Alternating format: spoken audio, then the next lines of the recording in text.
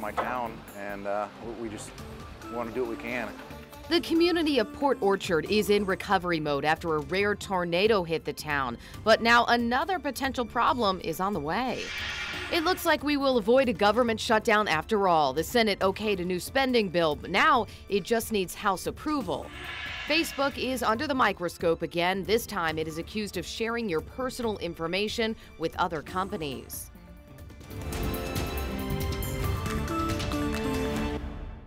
Good morning, everyone. 5 a.m. now on this Thursday. I'm Brittany Bailey. Jen York is off this week.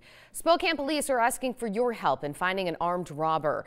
They say a man pulled a knife at the mobile gas station on 17th Avenue and Ray Street last night. He's accused of taking cash from the register and leaving the store heading southbound. Officers were on scene within 2 minutes and used a canine to search the area, but they did not find the man. They did release this surveillance photo, though, from the store. Anyone with information is asked to call Crime Check. Now, coming up on 5:01, we want to send things over to Evan Arani in the Weather Center this morning. He is tracking our forecast on this Friday Eve. Yeah, and with it a pretty wet and windy day ahead like we saw on your Tuesday. Overall, though, this isn't going to cause quite the impact that Tuesday caused. It looks like all the accumulations as far as rain goes are going to stay relatively light. But take a look at that 12-hour forecast. We've got cloudy skies throughout about 10 a.m. and then chances of showers start to pop up. The reason why they're only at 40 and 50% is because the showers that we see on Feature Tracker are mainly light scattered showers, isolated, as opposed to any widespread downpour of rain. So that's why it's only partial in chances, and we'll likely see maybe 1 or 2 light showers that may provide a couple hundredths of an inch of accumulations, but nothing significant. Still, higher elevations expecting more snow today. You can see exactly what we're talking about on satellite radar. Those showers passing through the Spokane and Coeur d'Alene region aren't exactly large in size, especially if you look over toward the west side of the state, the northwest side of the state, where there is plenty of wet weather hitting the coastline.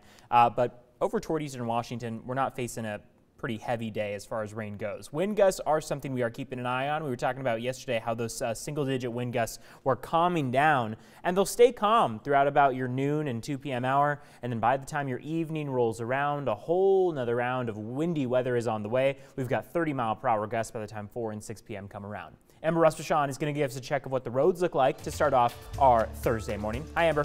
Evan, good morning. Well, if anyone is getting a jump start on their holiday travel and you're heading to the west sside of the state, you should be good to go on Snoqualmie Pass. We're taking a look at the conditions right now, and it does look like it is raining over the pass, so that could create for some wet conditions on the roadway, but there's no snow on the roadway, so that would create for some nice conditions because there's no restrictions for eastbound or westbound drivers. That's all I have for now, so I will go ahead and send it back to the studio. Amber, thank you. It was the strongest tornado to hit Washington state since 1986. It touched down just outside of Seattle on Tuesday, and now the community of Port Orchard is coming together to clean up the mess. But neighbors are racing against time. High wind warnings are in effect right now for the coast and Olympic Peninsula. Wind gusts of up to 65 miles per hour are expected. Now, there were no reports of serious injuries after the tornado, but Kitsap County leaders say at least 250 homes were damaged. A team of first responders is assessing the damage now.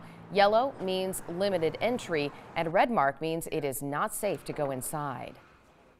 Total devastation. I mean, I see people walking around like they're lost. We've lost everything we own. Community members, though, say they are coming together to help each other. Many are working through the night, very long hours, to try to restore their homes. We both had to work 12-hour days, and then we just come out as soon as we get off work and help out as much as we can. This is my town, and we just want to do what we can. It feels like a drop in the bucket a little bit, but you know, it's something. Get those. Many Port Orchard businesses that sell building supplies are donating as much as they can to the rebuilding effort. The owners say they just want to be there for their neighbors. Well, one of the places where people are gathering is a Port Orchard diner. The owner of That One Place Diner offered free meals to people in the community whose homes were damaged. This is not the first time the diner has helped someone in need. The owner said he gives free meals when people have family tragedies. He also is collecting donations at his diner to help those affected by the tornado. All kinds of donations, clothes, blankets. Three turkeys and 5 hams. I've even had servers from other restaurants call and say, hey, can I come over and we don't know your system, but can we help out? We'll get a lot done. Many in the community say they are thankful for his generosity. He says he just wants to help in any way that he can. We are one step closer to avoiding a government shutdown. A short-term spending bill has made its way through the Senate. Now, later today, the House will vote on that bill, which would keep the government open until February. If it passes there, the bill goes to the White House for the president's signature.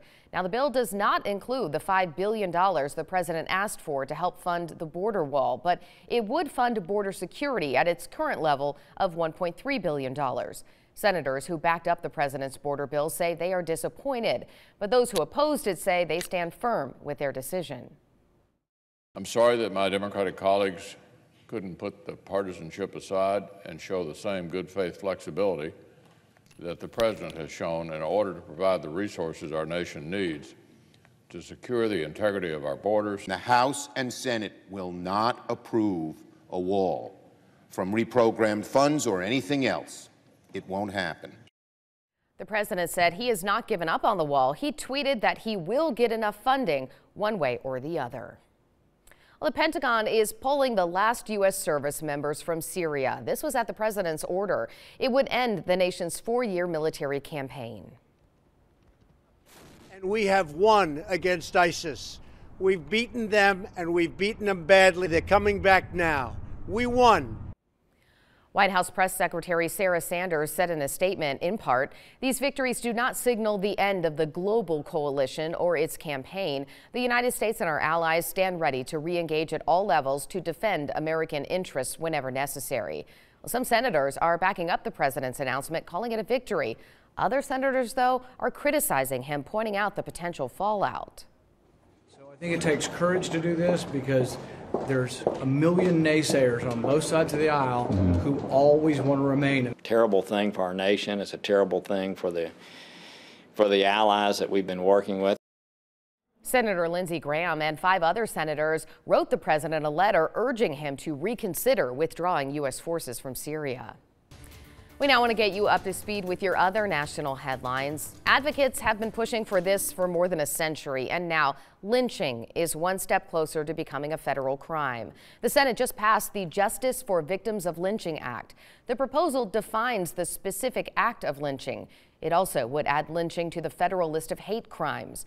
Efforts to pass this legislation have failed repeatedly in the past. Now, the effort was led by 3 senators. 2 are potential presidential contenders in 2020, Cory Booker of New Jersey and Kamala Harris of California. Now, it's not clear whether the House will act on this anti-lynching measure this week before the Christmas holiday.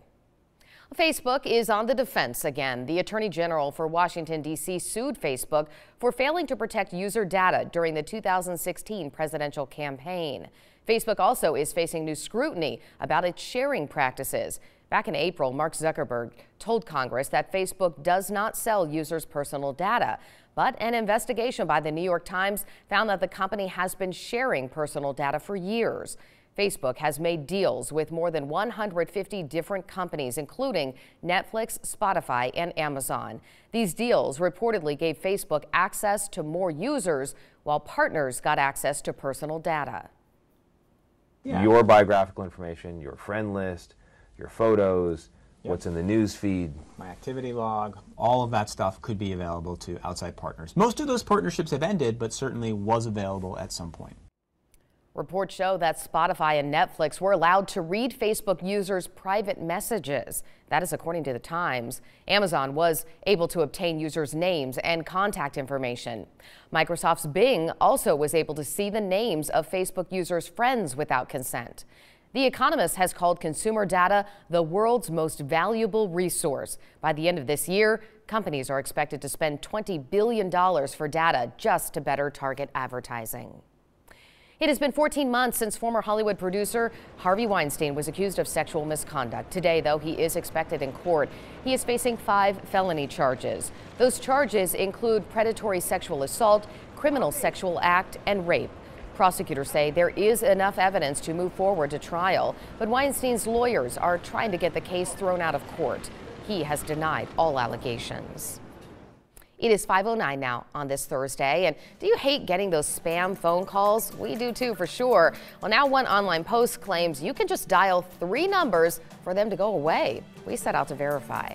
And we are leading up to the weekend before the Christmas holiday, which means plenty of people are going to be on the roads. Find out what the forecast entails and if it's going to be a dicey one after the break.